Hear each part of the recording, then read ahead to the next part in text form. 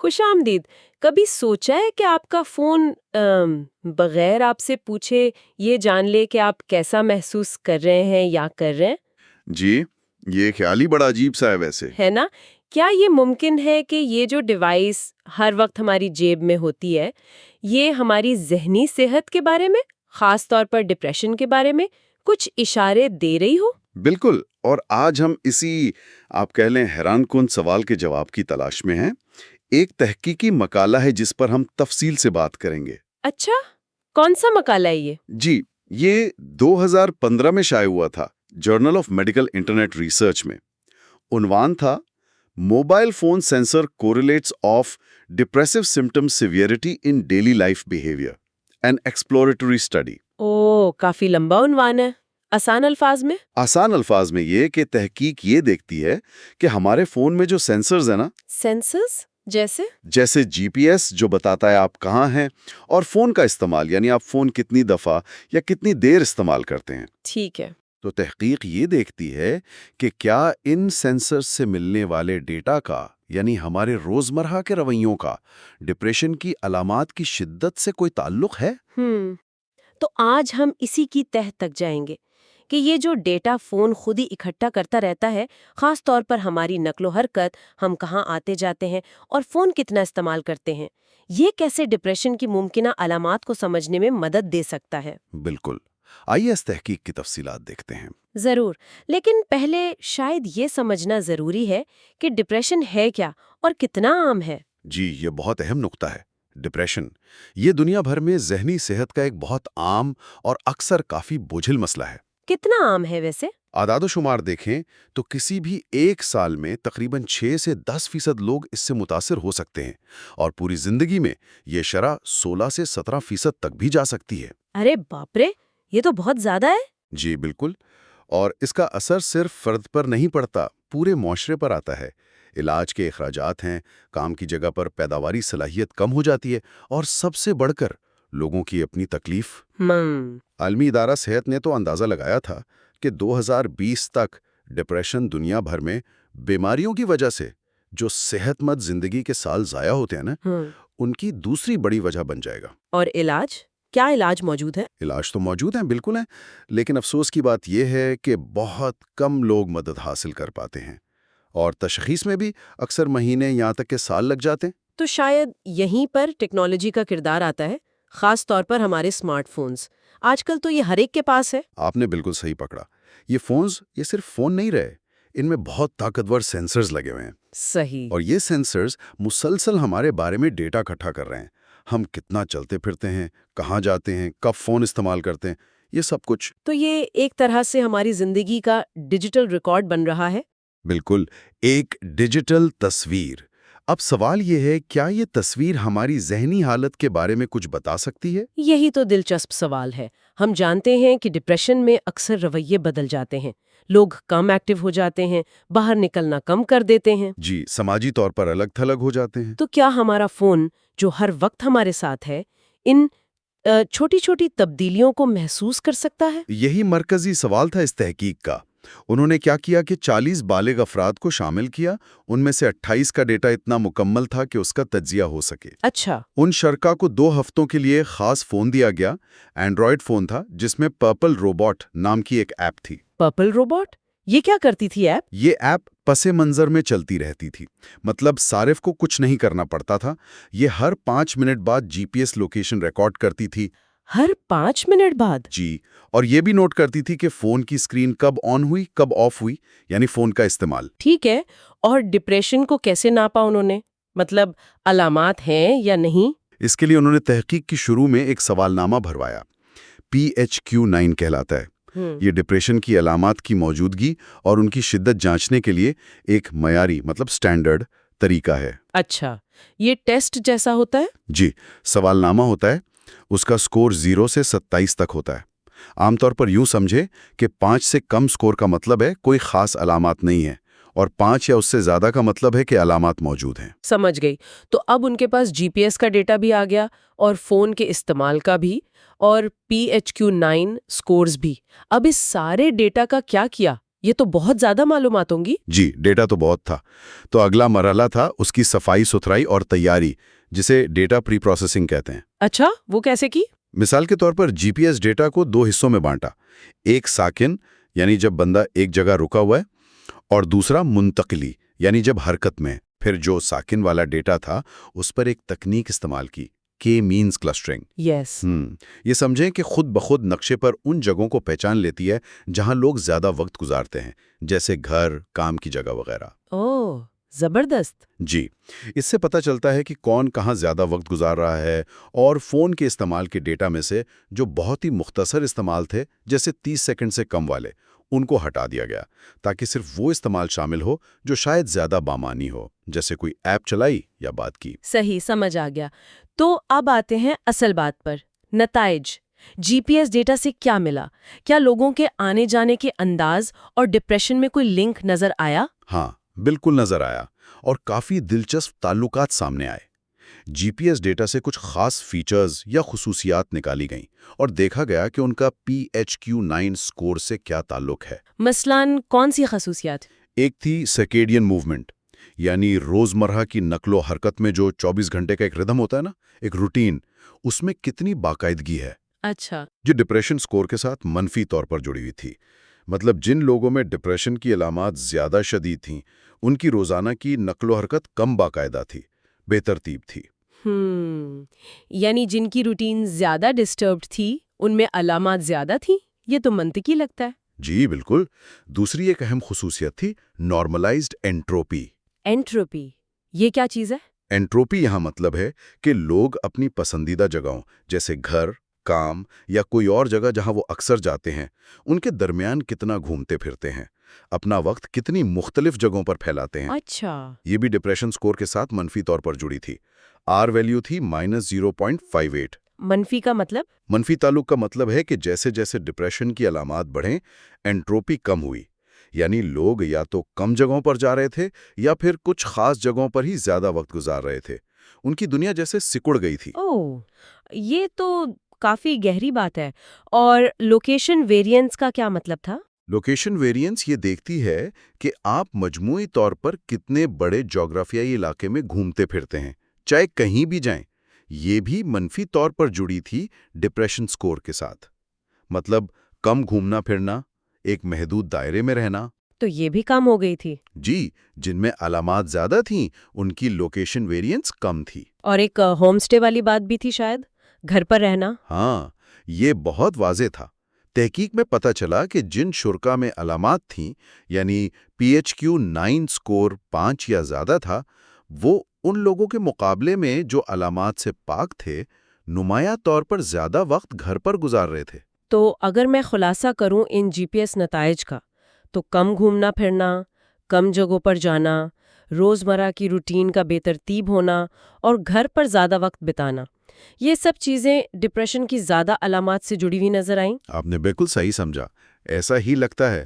اور یہ نتائج کلینکلی جو ہم ڈپریشن کے بارے میں جانتے ہیں نا، جیسے موٹیویشن کم ہونا، انرجی نہ ہونا۔ بالکل، حوصلہ افزائی میں کمی، توانائی میں کمی، لوگوں سے کٹ جانا، یہ جی پی ایس ڈیٹا ان رویوں سے پوری طرح مطابقت رکھتا ہے۔ یہ ایک طرح سے ان رویوں کا غیر جانبدار ثبوت فراہم کرتا ہے۔ یہ تو ہوئی جی پی ایس کی بات، نقل و حرکت کی۔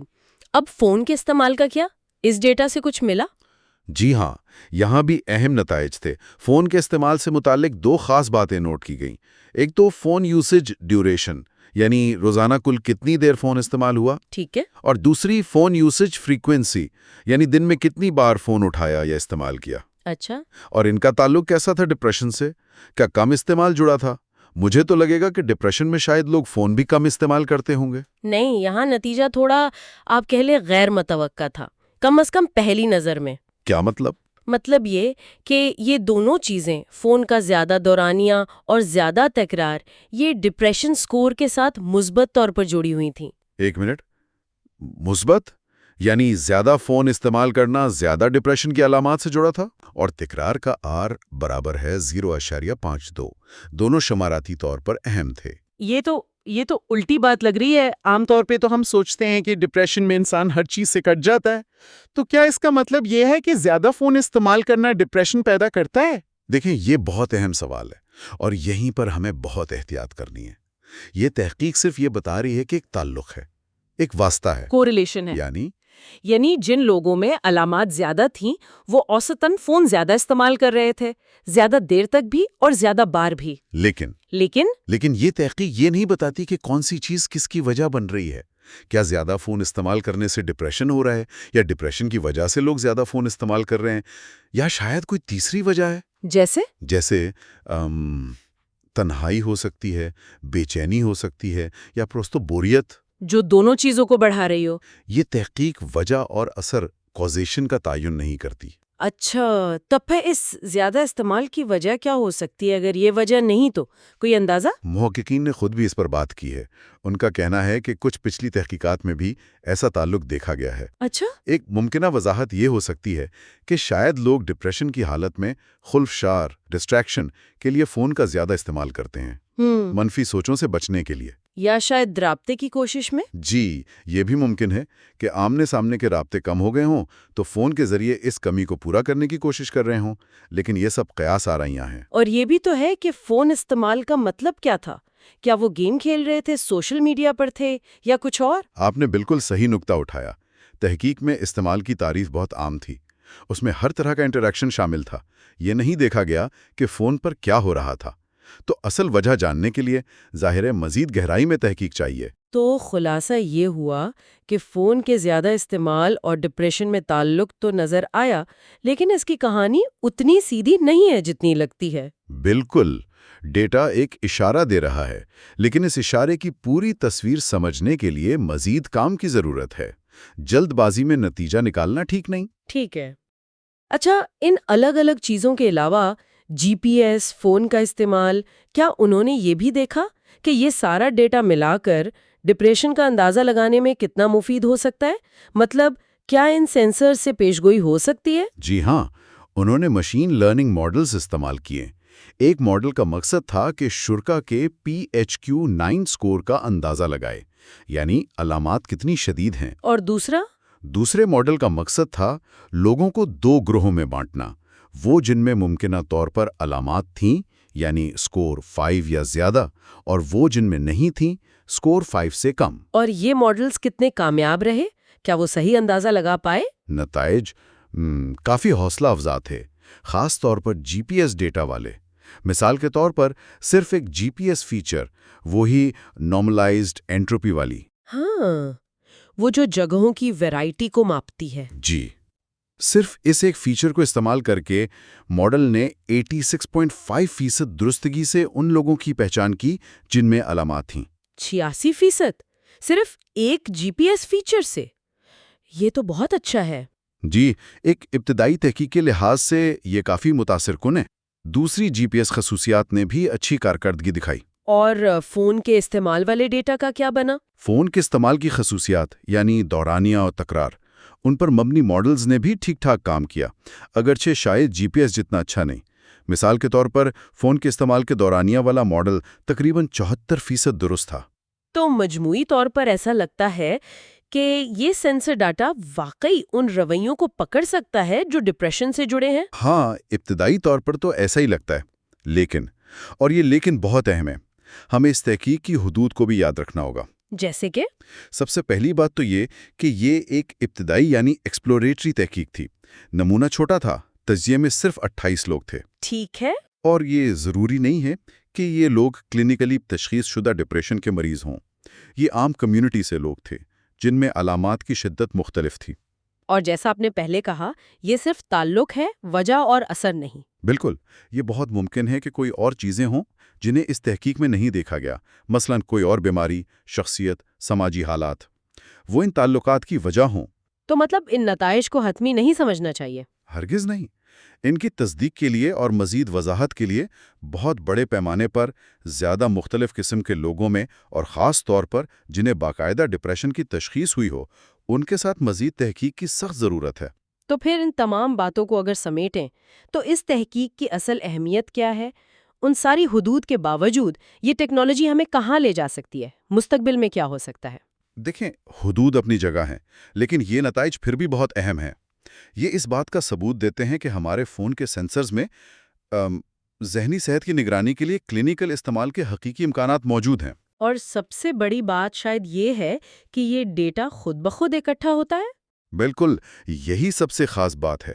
بغیر کسی اضافی کوشش کے، بغیر کسی مداخلت کے، پس منظر میں یہ ڈیٹا جمع ہو سکتا ہے۔ یہ ان رویوں کو مانیٹر کر سکتا ہے جو ڈپریشن جیسی حالتوں سے جڑے ہیں۔ یعنی لوگوں کو روزانہ ڈائری نہیں لکھنی یا سوال نامے نہیں بھرنے، فون خود ہی یہ کام کر رہا ہے؟ جی، اور یہیں سے پھر نئے دروازے کھلتے ہیں۔ رویے میں تبدیلی لانے والی مداخلتوں، بیہیویئرل انٹرونشنز کے لیے نئی ٹیکنالوجیز بن سکتی ہیں۔ مثلاً کیسی ٹیکنالوجیز؟ سوچیں کہ ایک ایسی ایپ ہو جو یہ محسوس کرے کہ کوئی شخص معمول سے زیادہ گھر میں بند ہو رہا ہے، اس کی نقل و حرکت بہت کم ہو گئی ہے۔ جو شاید ڈپریشن کے بڑھتے خطرے کی علامت ہو۔ بالکل، اور پھر وہ ایپ بروقت صحیح وقت پر کوئی مدد یا حوصلہ افزائی فراہم کرے۔ جیسے ایپ یاد دلا دے کہ تھوڑی واک کر لیں یا کسی دوست کو فون کر لیں۔ جی ہاں، ایسا بھی ہو سکتا ہے۔ یا اگر صورتحال زیادہ سنجیدہ لگے تو کسی پروفیشنل جیسے کاؤنسلر یا ڈاکٹر یا کسی سپورٹ گروپ سے رابطہ کرنے کا مشورہ دے۔ اس طرح کی ٹیکنالوجی یہ ڈپریشن کی جلد از جلد شناخت کو بہت بہتر بنا سکتی ہے، اور یہ صحت کے نظام کو بھی مدد دے سکتی ہے کہ وہ ان لوگوں تک پہنچے جنہیں واقعی مدد کی ضرورت ہے۔ اور شاید وہ جھجک بھی کم ہو جو لوگ اکثر محسوس کرتے ہیں ذہنی صحت کی مدد لینے میں۔ بالکل، یہ ان سماجی رکاوٹوں کو کم کرنے میں بھی مددگار ثابت ہو سکتی ہے۔ تو آج کی گفتگو کا خلاصہ یہ ہے کہ ہم نے ایک تحقیق دیکھی جو بتاتی ہے کہ ہمارے موبائل فون کا GPS ڈیٹا اور فون کے استعمال کا ڈیٹا ہمارے رویے کے کچھ ایسے پیٹرنز دکھا سکتا ہے جو ڈپریشن کی علامات سے جڑے ہیں، خاص طور پر کم اور بے ترتیب حرکت، گھر پر زیادہ وقت اور فون کا زیادہ استعمال۔ یہ چیزیں زیادہ علامت کے ساتھ جڑی ہوئی پائی گئیں۔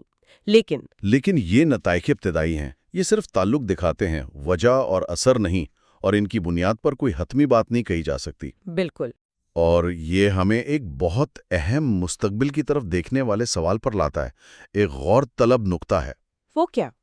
وہ یہ کہ اگر ہمارے فونز واقعی ہمارے رویے کو اس طرح غیر محسوس طریقے سے ٹریک کر سکتے ہیں تو ہمیں بہت سنجیدگی سے سوچنا ہوگا کہ اس ڈیٹا کو مستقبل میں ذہنی صحت کی مدد کے لیے ذمہ داری سے کیسے استعمال کیا جائے۔ ہاں، یہ تو بہت اہم سوال ہے۔ اس کے ساتھ کیا اخلاقی پہلو جڑے ہیں؟ کیا رویے کے یہ جو ڈیجیٹل نشان ہیں، کیا یہ واقعی ہمیں جلد تشخیص اور بروقت مدد کے قابل بنا سکتے ہیں، جس سے لاکھوں لوگوں کی زندگیاں بہتر ہو سکتی ہیں؟ یا پھر کیا یہ ڈیٹا ہماری پرائیویسی کے لیے نئے خطرے پیدا کرتا ہے؟ کیا اس کی غلط تشریح ہو سکتی ہے؟ کیا اس کا غلط استعمال ہو سکتا ہے؟